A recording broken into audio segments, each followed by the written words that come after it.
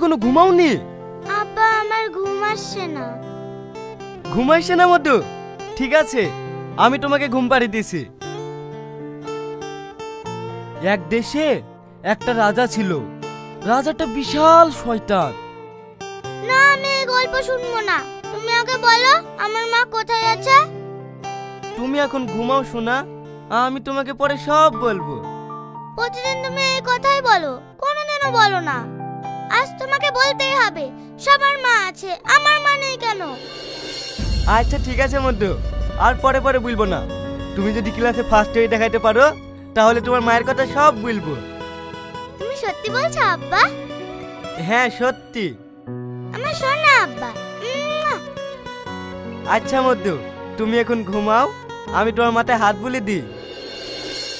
ঘুম পাড়ানি মাসি পিসি ঘুমের বাড়ি যায়, আমার মানিক সোনা কেমন চুপ করে ঘুমায়।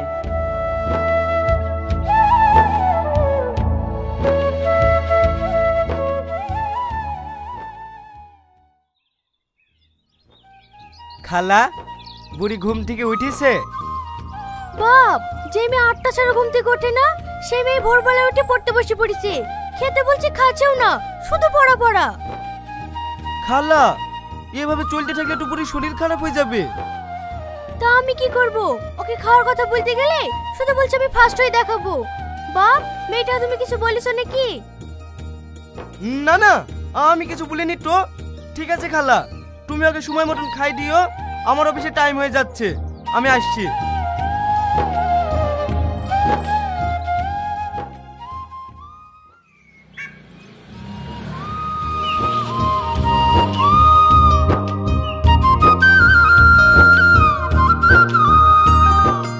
আব্বা আব্বা, আমি পরীক্ষায় ফার্স্ট হয়েছি, এই দেখো রেজাল্ট দেখো।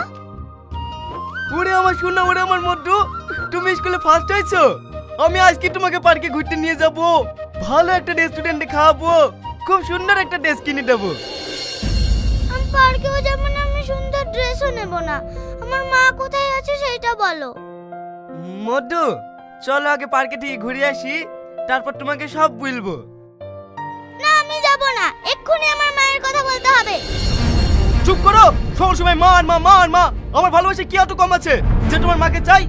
যখনই কথা বললাম মা মা মা। যাও ঘরে যাও। না, আমি যাব না, তুমি আগে আমার মায়ের কথা বলো। আমি মায়ের কাছে যাব, আমি মায়ের কাছে যাব। দেখো, বেশি বাড়াবাড়ি করলে ঠাস ঠাস করে চয়ে যাবো। অসভ্য মেয়ে কোথাকার। বাপ, তুমি ওকে কিছু বলো না, আমি ঘরে নিয়ে যাচ্ছি। কাঁদে না মধু, কাঁদে না, চুপ করো।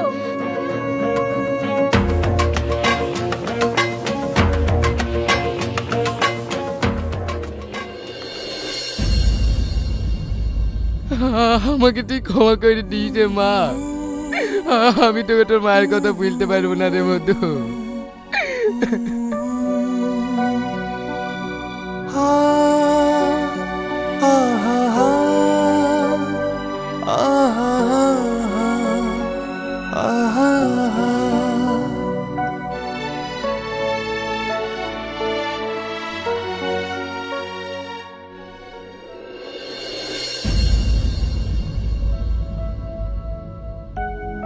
বুড়ি, বুড়ি, খালা, বুড়ি কই? কেন, ও ঘরে নাই? ওর জন্য তো আমি খাবার আনতে গেছি। না, বুড়ি তো ঘরে নাই। বুড়ি, বুড়ি।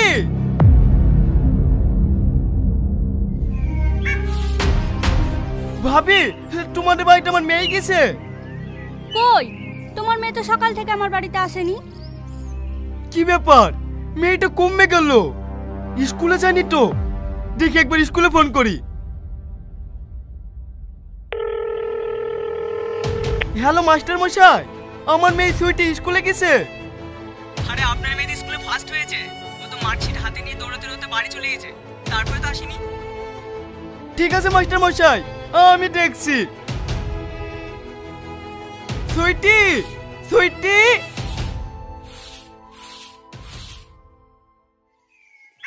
এই রামিশা, রাকেশ তোকে ফোন করেছিল? রাকেশ আমাকে কেন ফোন করবে? ও তো তোর পিছনেই ঘুরঘুর করে। বাদ দে ওই তোতলার কথা, ভালোবাসি কথাটাও ঠিক মতো বলতে পারে না। হ্যাঁ তুই ঠিকই বলিসি, কালকে আমাকে ফোন করে কি বলছি জানিস, আমি তোমাকে ভালোবাসি।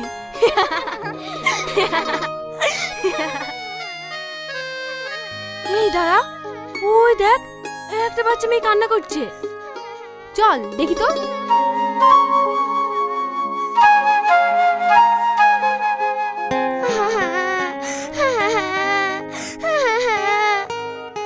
কি ব্যাপার শোনা, তুমি এখানে বসে কান্না করছো কেন? আমার আব্বা মায়ের কোনো পরিচয় দেয় না, তাই আমি রাগ করে বাড়ি থেকে চলে এসেছি। এ কেমন বাপ বল দিনি, মেয়েটি যে রাগ করে বাড়ি থেকে চলে এসছে তাও কোনো খোঁজ খবর নাই। মনে হয় অন্য একটা মেয়েকে বিয়ে করি ভেসে গেছে। না না, আমার আব্বা কাউকে বিয়ে করেনি। এই বুড়ি, তুই এখানে কি করছিস? আমি তোকে সব জায়গায় খুঁজে বেড়াচ্ছি, চ বাড়ি চ। দাঁড়ান, আপনি মানুষ না জানোয়ার? মেয়েটা ভেবে রাস্তা রাস্তা ঘুরে বেড়াচ্ছে, আপনি কোনো খোঁজ নেননি? আরে খোঁজ নেই না কেন বুঝতে পারছি নি, এই মেয়েটার মাকে মেরে ফেলে অন্য একটা মেয়েকে বিয়ে করেছে। কি আবার তোমার বলছো? ইয়ার মাকে কেন মেরে ফেলবো? তাহলে আপনার মেয়েকে মায়ের পরিচয় দেন না কেন? ওর মা কোথায় আছে? আমার মেয়েকে ওর মার পরিচয় দিইনি কেন জানো?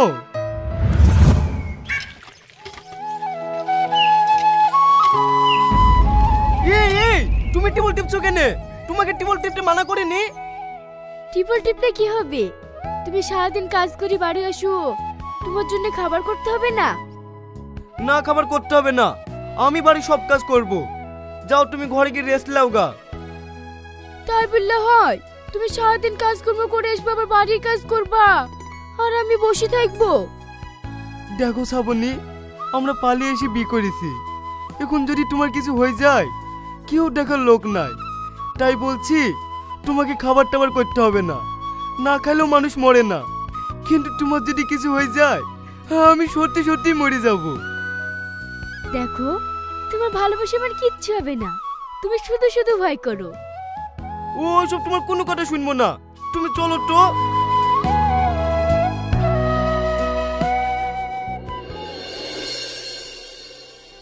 উফ,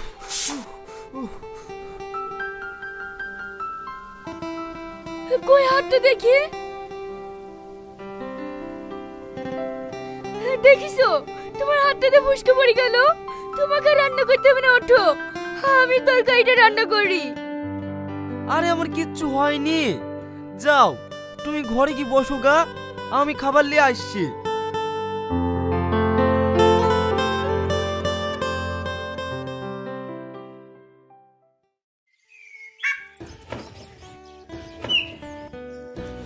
এই ওঠো ওঠো ওঠো, তোমাকে কাজতে হবে না, তুমি ঘরে যাও তো।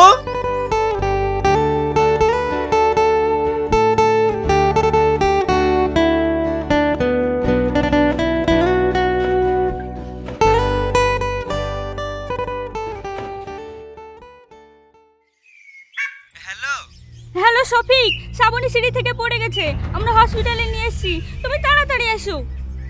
ঠিক আছে ভাবি, তুমি শ্রাবণীকে একটু দেখো, আমি এক্ষুনি আসছি।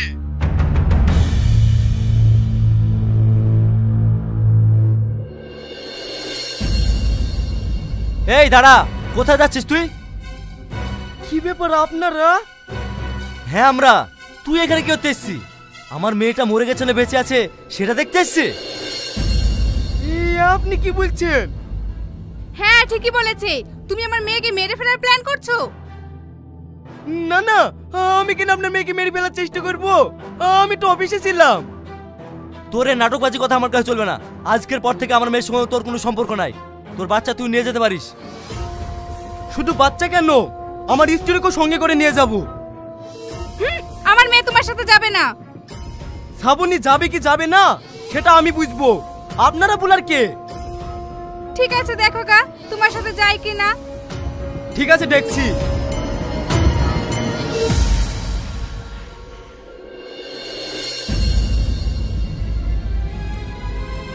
শ্রাবণী, তুমি ঠিক আছো তো? কে তুমি? আমার গায়ে হাত দিছো কেন? আমার আসতে দেরি হয়েছে বলে তুমি আমার উপর রাগ করেছো? কে তুমি? তাই তোমার উপর রাগ করব? এইসব তুমি কি বলছো শ্রাবণী? তুমি কি পাগল হয়ে গেছো? আমাকে তুমি চিনতে পারছো না? না আমি তোমাকে চিনতে পারছি নি। তুমি আমার চোখের সামনে থেকে এক্ষুনি সরে যাও। শ্রাবণী, তুমি তোমার বাপ মায়ের কথা শুনলে, একবারও আমার আর এই বাচ্চাটার কথা ভাবলে না? কার বাচ্চা? আমি ওই বাচ্চাকে চিনিনি। তুমি ওকে নিয়ে যেতে পারো। শ্রাবণী, তুমি এত নিচে নেমে গেছো, নিজের বাচ্চাকে অস্বীকার করলে। ঠিক আছে, আমিও তোমার মুখ জীবনে দেখতে চাই না। আমার বাচ্চা আমি নিজে মানুষ করব, তাও তোমার মুখ দেখবো না।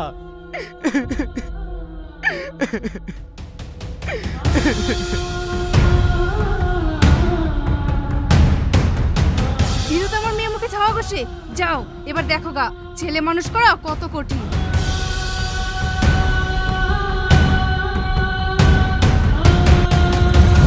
তারপর ঠিকই আমার মেয়েকে বাপ মায়ের কোনো অভাব বুঝতে দিইনি, খুব কষ্ট করে মানুষ করেছি। তারপর থেকে আপনি আপনার বোর কোনো খোঁজ নেননি? না, ও আমার খোঁজ নেয়নি, আমি ওর খোঁজ নিইনি। ও যে কোথায় আছে আমি কিচ্ছু জানি না। সরি দাদা, আমরা আপনাকে অনেক খারাপ ভেবেছিলাম। আপনি আমাদেরকে ক্ষমা করে দেন। খারাপ ভাবাটাই স্বাভাবিক। যখন একটা সন্তান খেয়ে তার মায়ের পরিচয় দেব না, সবাই খারাপ ভাববে। আব্বা, আমি আর কোনোদিনও মায়ের কথা জিজ্ঞাসা করব না। তুমি আমাকে ক্ষমা করে দাও। আব্বা বাড়ি চলো, আমি আর কোনোদিন বাড়ি থেকে পালিয়ে আসবো না। আজ থেকে তুমি আমার বাপ, তুমি আমার মা। ওরে আমার সোনা, ওরে আমার মধ্যে, চলো বাড়ি চলো।